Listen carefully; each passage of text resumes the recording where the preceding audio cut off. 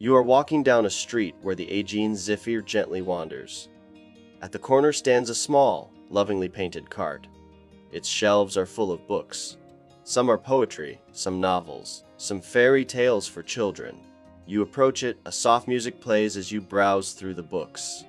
This is Bacchette, and behind this world on wheels full of books is a writer and poet, Ichtan Gurjan. She doesn't just sell books, she shares a story about life. Let's discover that story together. After years of university and marriage in Ankara, she reaches a breaking point. Her divorce, her questioning about her professional life, and the need for a radical change. One day she packs a backpack and leaves herself to freedom and the unknown. She traveled from Ayvalık to Fethiye with just a tent for 15 days. Finally, she decided to build a new life for herself in Dikili. In fact, she was born in Eskenderun and her childhood was intertwined with the sea. She had always lived with books and pushed the limits of her imagination. She knew at that time that she would dedicate her life to books. And so it happened. She filled her tiny house in Dikili with books. After settling in Dikili with her son, she published her poems and stories. First, her storybook, Somehow We Don't Belong Anywhere, and then her poetry book, The Roll Call, were published by Papyrus Publications. Literature isn't a point of escape for her. It's a real way of existence. She finds herself through literature, expresses herself through literature. However, she also wanted to convey this love to people. Finally, she started to work as a bookseller, which had been her dream for years. Thus, she became Dikili's only bookseller, because there were no bookstores in the city at that time. However, Gurjan's goal wasn't to make money by selling books. She was already making a living by giving private lessons to high school students. She had only one goal, to make people love literature and books. So, instead of sitting in a fixed shop, she decided to take books to people herself. She developed this idea inspired by the traveling booksellers in England in the 19th century who carried book stalls on their backs. When she saw it, she thought of the famous donkey librarian, whose life was fictionalized by Fakir Bakert. Thus Bacchette was born, a traveling companion, a helper.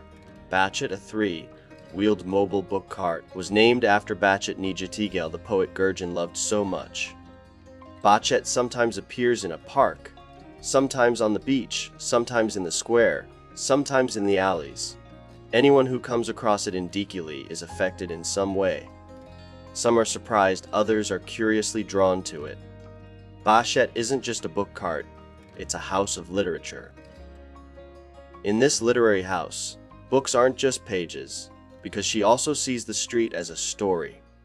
She wants to remind us of the magic of coming across a book or a poem on the street, free from our lives trapped in our phone screens. Author Gurjan reacts to the fact that publishing houses only highlight popular books, and that books that sell little but are very valuable are forgotten. That's why Bacchette itself doesn't only contain bestsellers. There are also poets and writers who are little known but must be read. Gurjan attaches great importance to poetry. In fact, one shelf of Bachette's is entirely devoted to poetry books. Some people who meet Bacchette donate books. Gurjan gives these books for free. She especially cares about students. She is a captivating storyteller.